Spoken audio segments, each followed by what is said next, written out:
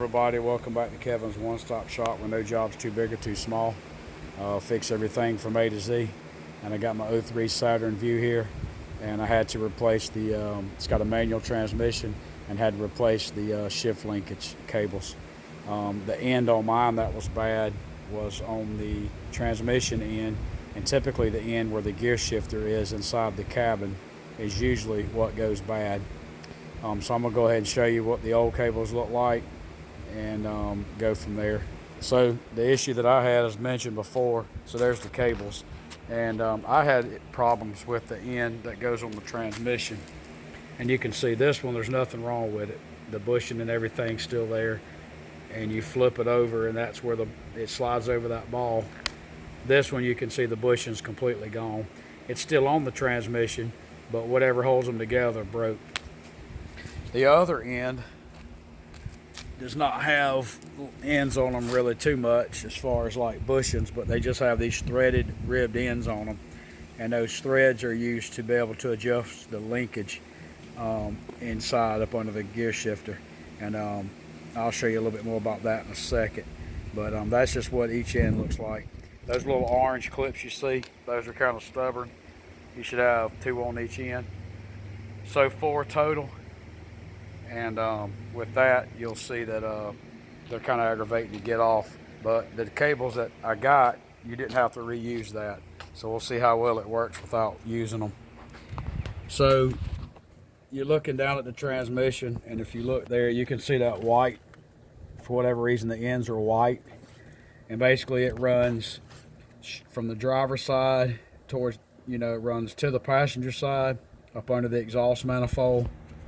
And then you can see that gray and black cable that just comes up from up underneath the exhaust manifold and then runs into the firewall. So from the transmission towards your driver's side, running under the exhaust manifold, and then up and around into the firewall. So let me show you what it looks like on the under the shift linkage part. So if you look down in there, you'll see that white thing with a little black, and then there's another black one. Those are that's how you adjust your linkage. And there's a bushing on the end of each one of those that slip over the ball part in the actual shifter itself, and those usually typically wear out. So you can see where the shaft goes up in there, and then these are going to move back and forth. These moves back and forth as you move the gear shifter. You can see it a little bit better there. But the way to get that cable out of the actual little adjuster is you pretty much take a screwdriver and you get it up in there and you pry this little rectangle piece out. And same thing on let me see if I can get my hand out of the way. Same thing on the black one right here. You get this piece out. You just pry that up. And when you pry that up, a little bit of aggravation, that cable will actually slide out of there. You can see how it goes there, and then of course you're going to have to free it up from that where it captures the cable. But once you undo that, and then take those little center pieces up, pry them up with a screwdriver. They're a little aggravating, and then that cable, you'll work it out, and then I've already showed you what the end looks like. And most of the time from what I read, those 2 things there are usually your problem. And it's usually the one on the right, the black one, that's usually the one that moves more. So I guess with it moving more, then it's typically going to tear up faster. But anyway, if all you had to do was replace one of those 2 adjust, I think they call them shift adjustment bushings, or I can't remember what they call them. But anyway, if that's all you got to replace and your cable's good, then really all you need to do is you would take this bezel here where your gear shifter's at. You just snap it up. There's no screws. I did take the little screw compartment here, that little storage compartment that goes right in here. It fits up under this area. I did take it out. So then you get your bezel up and out of the way, and then like I say, you take that thing right there, that little storage compartment out, and it gives you a lot more room. So that would really be all you would need to do if you were just going to replace one of those two ends. But with my case, having to do the whole cables, I decided I wanted to take the wraparound shroud out. I wanted to take it loose on the passenger side. And the way that thing fastens is there's actually 3 screws. It's hard to see, I know, I'm sorry. But there's 3 screws. Let me go around, see if that'll help on the passenger side. But anyway, there's 3 screws that holds it together where they overlap. And of course the center console's in the way. So let me see if I can get you a little bit better picture. You can kind of see right there, that's the half of it. Because the passenger side's already off. So you can see what all it exposes when you take the passenger side off. But you'd have that big gray piece in your way. And like I say, it wraps around. And then there's 3 screws that go up and down and fasten throughout this part. Well, the center console's in the way. So the center console, it basically sits on this plate right here. I'm not tell how well you can see it, but you can see right there. Let me move this Chick-fil-A fry. But it basically overlays this. That's the front one, and that's the other front one. And if you look on the side of the, if I can get you a picture, you can see the 2 screw holes right there, to where it just sits over the top of that, and then the screws go from the side. You can actually get to those screws without taking the seats out. It's a little bit more aggravating, but what you're going to find out is when you get ready to lift the center console out, it kind of hits the e-brake, and then the seats are in the way. So if you just take the 2 rear bolts out of the seat on both seats, the seats kind of rotate up and come out. Then it makes it easier to get to the center console bolts. So you can just undo those 4 little bolt screws and lift your center console out.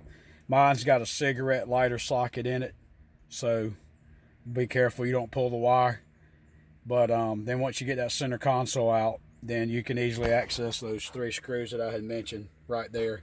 Then you take this glove box down, and there's 2 screws. You can see where the screws would go, but there would be 2 screws that you would access in the glove box, and then there's another little clip it's just a push-in clip down towards the bottom of the floorboard, and then that's going to give you access to all this room here. Hopefully you can see this. And like I say, the seats, you can pop them out in just a second. The center console will come out really quick. That side piece comes out really quick. And the only other thing you may notice is that when you look in there, I mean, it looks like there's some room, but that black bracket that holds the cables in place, and it has the shifter all in here, all this big black piece here.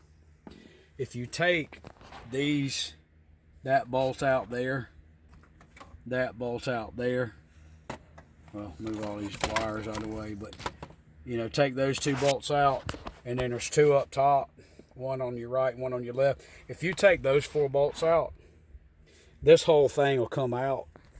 This whole piece will come out, and you'll be left with just that. And then when you start trying to fish those wires, when you start trying to pull those wires out and then re-pull the wires back in the cabin, it does make it a lot easier, because there is a bunch of wires that you could snag as you're pulling those cables out. So just take those 4 other bolts loose, and it'll give you a lot more room to work. And even when I was trying to push them back into the cab, it was kind of aggravating, because there's a couple little bends in there. So it did help to be able to just reach in there and grab it. But that's really about all there was involved. I mean, you know, it is a little bit aggravating. I mean, I can't tell you everything, but you have to learn a little bit as you go. But I think it's best to just, you know, go ahead and get the 2 seats out, get the center console out, allow you to remove this passenger side panel, and then, like I say, take it 1 step further and remove that black piece where all your shifter comes out of the way, and then you'll be able to get your arm in there. And to be honest with you, not only does having the seats out help with the center console, but when you're laying in there trying to fish those cables, it is nice to not have to have the seat in the way.